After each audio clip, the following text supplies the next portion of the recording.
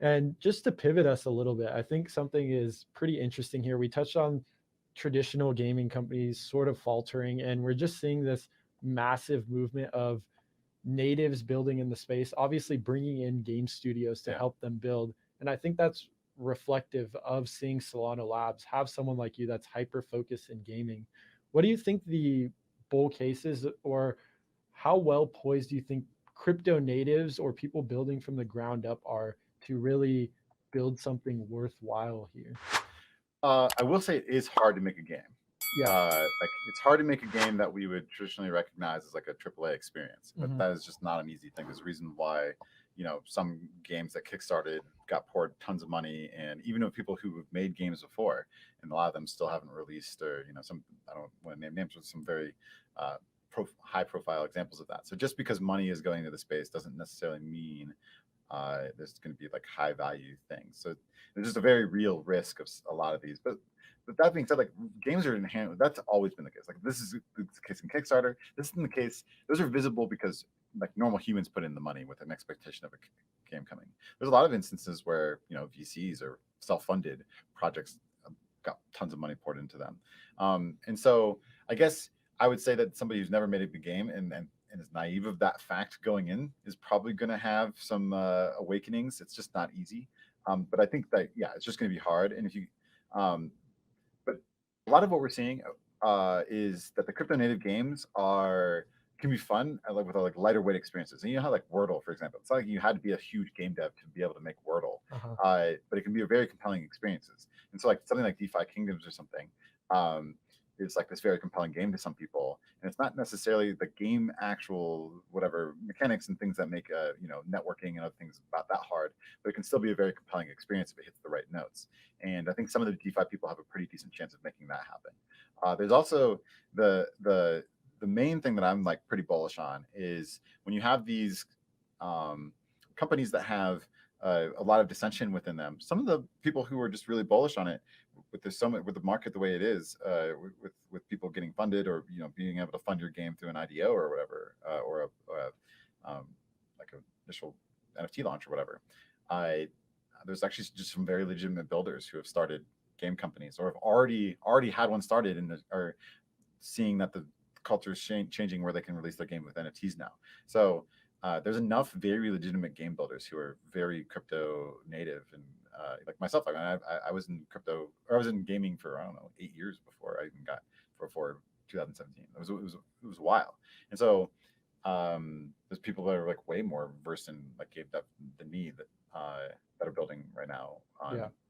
yeah. So I think there's going to be the full spectrum, but I think the interesting thing when you have this shift is a lot of times the shift it's like the innovator's dilemma. Like some people are just going to see it and figure out how to take advantage of it. Like subscriber model. You had like the World of Warcrafts that wasn't a big studio back then, and I think they made it work.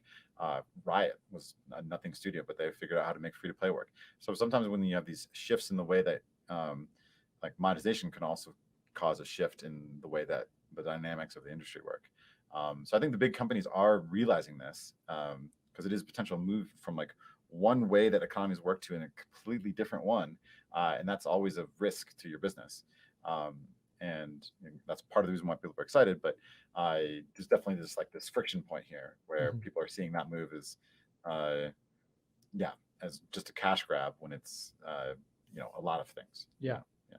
And I think that's what gets me excited as well. Seeing like actual studios coming in, people with previous talent, that's what makes me excited as well, because it is people that are also recognizing this shift, and it shows that it's like, okay, it's not just me as a gamer that thinks this is exciting. Hmm. It's people who have a ton of experience, who have building these things, Yeah. who have an aligned thesis and are able to come into the space. So I think it's going to be really exciting, and just the idea that there will be innovators that find the niche and the economy that works, whether it is something like Axie, which has caught strong traction already, or something more in the realms of cosmetics. Because I think what you touched on, even on that idea of people people play games like as an escape sometimes, like a way Hmm. to unplug and really relax. And so putting in a hard financial incentive or putting in an economy can deter that experience massively. So I think there's a lot of different ways to go. And I think that's what's really exciting, like which verticals will take off the most. And we're already seeing some catch traction. And I think the coolest thing is like myself being a gamer, we haven't seen any like actual game launch that is like, wow, this is amazing. They're all still building at like these fast-paced crypto speeds. Mm. So I think in the next They're one to coming. yeah, They're exactly. coming for sure. And I it mean, I think there's even some games that are like visibly in development right now. yeah, I don't want to like show too many of them, but I think there's very legitimate games on Solana that are like, even just the sneak peeks. Not even me who gets to kind of play test some of them. Like yeah, they're very legitimate yeah. games. Yeah. The other thing I'll say on top of this is that a lot of the legitimate game builders are building tools. So one of the things about everything on Web3 being so connected and people being able to interact is any programs that are on Solana, any game tool can interact with. And so people are really thinking about how to build on top of an existing game experience for a bunch of fun tools. And that's why you see people like even like Justin Kahn getting into, who co-founded Twitch. He doesn't have to be working, Yeah. But he's definitely hustling, and because it's exciting. And so you get that rejuvenation when you see like the possibilities and the fun stuff that can be created with this new this new thing where you're bringing a lot of other people into the fold, and being able to like have them have economic incentives to create awesome stuff. Yeah. And I'm starting to get down to the end here, but just to resurface something we've danced around a bit is it really comes down to people need to build fun games. Like it sounds weird saying, but that's really what it comes down to. People need to build fun games. And so we know that's in the process, but what are some things that in the space you think could be going better to onboard these users? We obviously need users to come in. Yeah. What are like the main points you've been thinking about there? Well, because companies like mine died, there is a bit of a tooling gap around just like simple onboarding, and there's different flavors that people are solving it. But yeah, just having a really easy experience that ends up being also secure and communicate this, like how important certain parts of things are, like your private key and your seed phrases and stuff, like, and being able to accurately communicate that while also making it so that onboarding experience is incredibly smooth. I think there's just some very legitimate consumer protection things there. I think there's also just the ease of being able to transact and not have to worry about, I don't know, a bunch of different currencies and different chains and stuff like that. I mean, that's obviously why I'm bullish on Solana, is because you can do all this without having to switch to your shard. You have the full access to everything in Solana land, and you have your community can interact with your game. It can interact with another game and another community, and super fun things can happen when you have those network effects, because you're not just sequestered to a shard and have to like figure out how to bridge back and forth all the time. So I think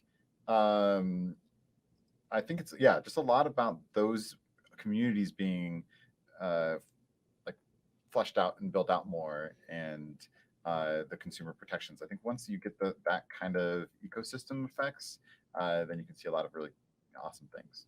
Yeah, I think that's very well put. And that wraps it up for me here. I know we covered a ton of stuff and that was great. I think this was one of like the more in-depth conversations and it really like arose new thoughts about how the space is going, where it can go. And overall, just exciting to see what is building and that it's here on Solana. So that wraps it up for me. And I just want to thank you for coming on, Matt. I don't know if you have anything else to tie that up. No, I'm just really happy. I'm super bullish, obviously. Like I could work anywhere, and I'm super excited to be a part of this Solana ecosystem because it's very uniquely positioned to create this interoperable space. So like anything you build, like part of this hacker house, can be used by anybody else that is in the space. And so I think that's like an incredibly compelling thing as we healthily move into this world.